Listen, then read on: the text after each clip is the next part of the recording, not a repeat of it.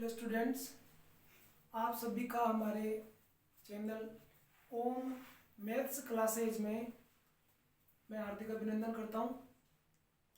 और अब आज हम कक्षा 9 की प्रश्नमाला 7.1 है, जिसका सवाल नंबर है 3, 1 और 2।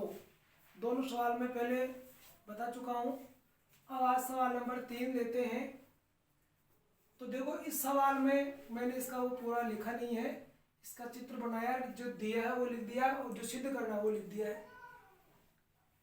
हमें ये सिद्ध करना है कि ये दो त्रिभुज हैं, इन दोनों त्रिभुजों में इस AB पर दो लंब खींचे गए हैं, ये BC और AD। ये दोनों लंब है, इस पर यहाँ 90 डिग्री है और यहाँ भी 90 डिग्री है। दोनों लंब भी हैं और दोनों बराबर भी हैं। ये लिखा है AD बराबर BC, व AD और BC AB पर लंब है। ये चीजें में दे रखी है। अब हमें सिद्ध करना है कि ये जो CD रेखा है, ये CD रेखा खंड इस AB भुजा को समद्विभाजित करता है। इसके लिए हम इन दोनों त्रिभुजों को सर्वांगसम करेंगे। सर्वांगसम के लिए आप जानते हो 3 अवयव बराबर होना जरूरी है। दोनों त्रिभुजों में 3 संगत अवयव बराबर होना जरूरी है। तो हम उत्पत्ति में लिखते हैं, देखो दोनों त्रिभुज ले लो, त्रिभुज OBC व त्रिभुज OAD में। अब देखिए, OBC में ये CD है, BC है, ये हमें इस AD के बराबर यहाँ दे रखी है। तो हम यहाँ लिख देंगे BC बराबर AD और हमें दिया है। दूसरी बात, यहाँ 90 डिग्री है, यहाँ भी 90 डिग्री है। कोण B और कोण A दोनों बराबर हैं, दोनों का मान 90 डिग्री है। ये भी हमें दिया है। दो अवयव तो हमें मिल चुके हैं। अब देखो, तीसरा अवयव हमें इन्हीं दोनों त्रिभुजों में मिलेगा। अगर गौर से देखेंगे तो देखिए, ये त्रिभुज, ये कोण है, ये कोण, इनको आप किस प्रकार के कोण कहोगे? इन दोनों के शीर्ष अभिमुख है, एक दूसरे की ओर है। इसका शीर्ष इधर आ गया, इसका शीर्ष इधर चला गया, इसका इधर जा रहा है, इसका इधर आ रहा है, मतलब दोनों के शीर्ष एक दूसरे की ओर हैं। तो इनका नाम होता है शीर्षाभिमुख कोण। कोण AOD बराबर कोण BOC। इसका कारण हो गया दोनों बराबर क्यों है? क्योंकि दोनों शीर्षाभिमुख कोण है। दोनों शीर्षाभिमुख कोण बराबर ही होते हैं। अब हम देख रहे हैं यहाँ कोण है, पहले यहाँ शुरू हो जाओ, कोण, कोण और भुजा। इधर इस त्रिभुज में भी कोण, कोण और भुजा नंबर वाइज क्रम से बराबर है। तो हम यहाँ लिख सकते हैं, अतः AAS कोण को एंगल कहते हैं और भुजाओं कहते हैं साइड। इसलिए एंगल, एंगल, साइड, कोण, कोण, भुजा। नियम से त्रिभुज OBC सर्वांगसम, ये चिन्ह है सर्वांगसम का। इसमें बराबर की लाइन खींच करके और उसके ऊपर ये लहर का चिन्ह बनाते हैं, जो समरूप का है, ये ऊपर वाला समरूप का है, और इसके नीचे ये बराबर लगते हैं, ये सर्वांगसम का चिन्ह हो जाता है। त्रिभुज ये OBC था, अब ये हो गया OAD। ये दोनों त्रिभुज सर्वांगसम होते हैं। अब मैं बाकी का यहाँ लिख देता हूं ऊपर। जब त्रिभुज सर्वांगसम हो गए तो क्या हुआ, इनमें CPCT का नियम लग जाएगा। सीपीसीटी के नियम से क्या होगा, सीपीसीटी का नियम क्या होता है, इस नियम के अनुसार दो सर्वांग समत्रिभुजों में संगत अवयव बराबर होते हैं। ये सीपीसीटी का नियम है।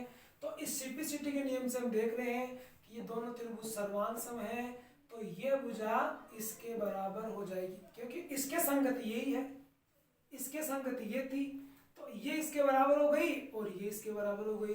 अब आप देखो हमें करना क्या था, हमें कहना था कि CD, ये CD है, AB को समद्विभाजित कर रही है, इसको बराबर बताना है, आधी इधर आधी इधर, तो हम ये लिखेंगे, अतः सीपीसीटी के नियम से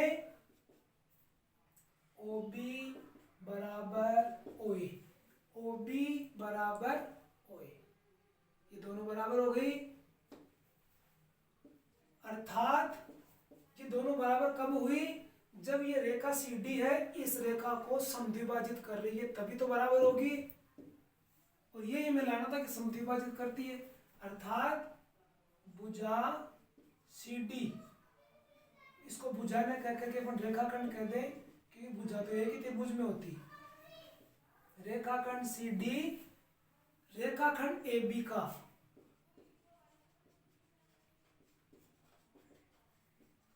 समद्विभाजन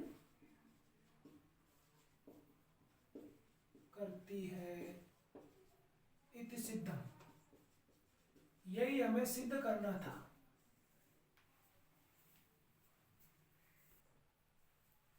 अब देखिए हम नेक्स्ट क्वेश्चन लेने जा रहे हैं, क्वेश्चन नंबर 4। इसमें है दो रेखाएं हैं L और M, इनको L और M का नाम दिया है, ये दोनों पैरेलल है, समांतर है, और साथ में ही दो रेखाएं और है P और Q, ये दोनों भी आपस में पैरेलल है, समांतर है।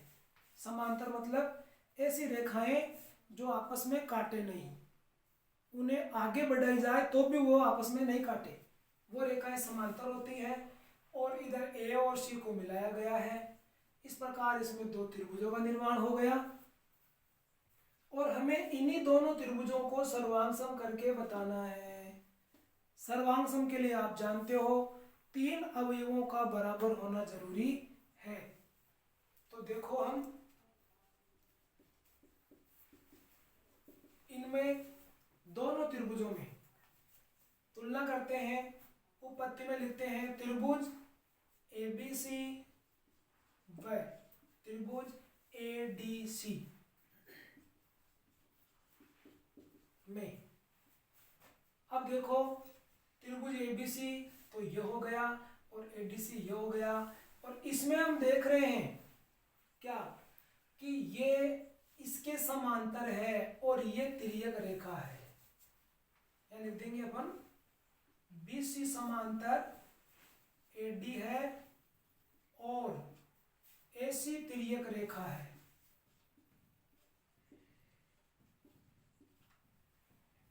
AC तिर्यक रेखा है तो इसमें Z के आकार की आकृति का निर्माण होता है।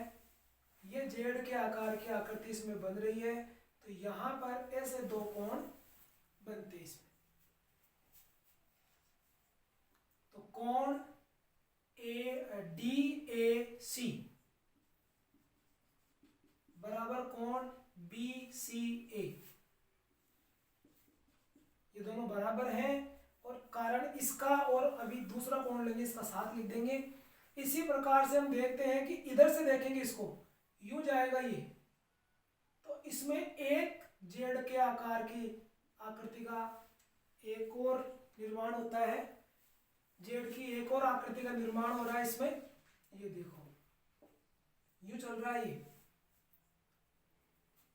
तो इस कारण से ये कोण बन गया BAC, कोण BAC बराबर कोण DCA,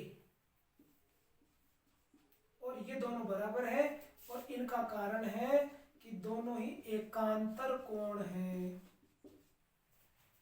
इसका एकांतर मैंने सिंगल लाइन खींची है, सिंगल लाइन का एकांतर इधर ये सिंगल हो गया, और इधर इस डबल वाली लाइन का डबल वाला कोण एकांतर हो गया। और ये ये है भुजा AC, भुजा AC, ये इस त्रिभुज के लिए भी है और इस त्रिभुज के लिए भी है। तो ये हो गई कॉमन हो गई, भुजा AC उभयनिष्ठ हो गई, मतलब दोनों त्रिभुजों के लिए है, तो ये उभयनिष्ठ है। अब हम देख रहे हैं इसमें, ये इधर कोण आ गया, बीच में भुजा आ गई, इधर फिर कोण आ गया, तो कोण भुजा कोण अर्थात ASA, angle, angle side angle, नियम से त्रिभुज ABC सर्वांग हो गई त्रिभुज ADC की, अर्थात दोनों त्रिभुज सर्वांग है। और ये मैं सिद्ध करना था, इति सिद्धम।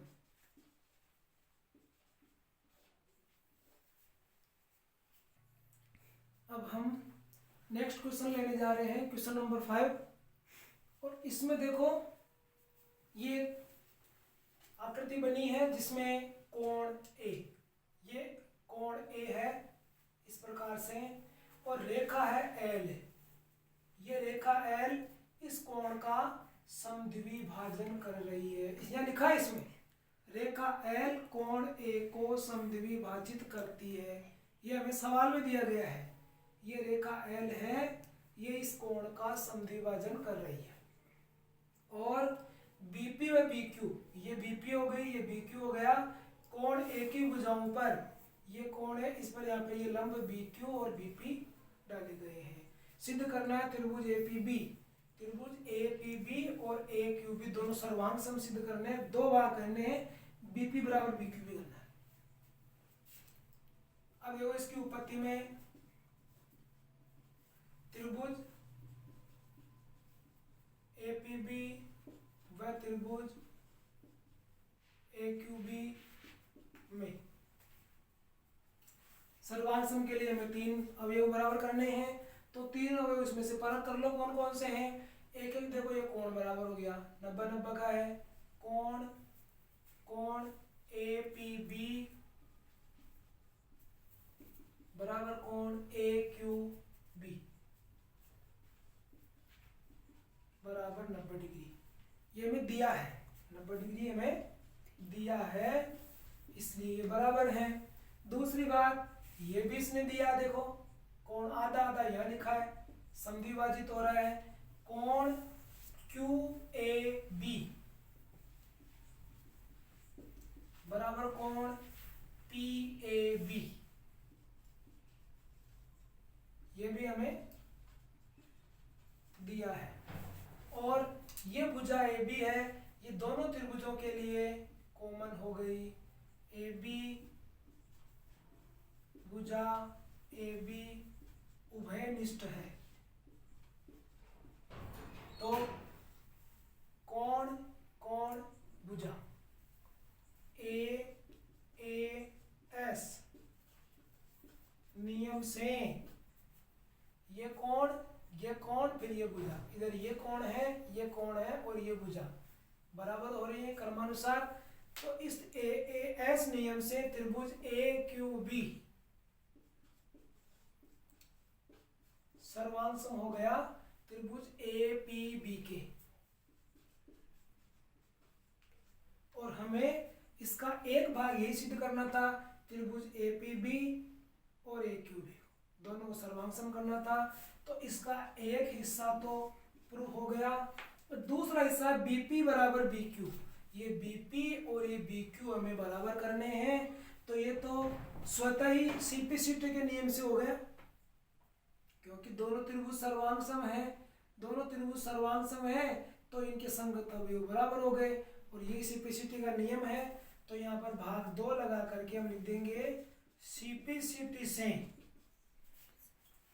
BQ बराबर BP, और ये इसका दूसरा भाग भी सिद्ध हो गया। अब आज की वीडियो में हम इतना ही पढ़ेंगे। अब इसके बाद में नेक्स्ट वीडियो में है, आप हमारे चैनल को सब्सक्राइब करना, लाइक करना और शेयर करना।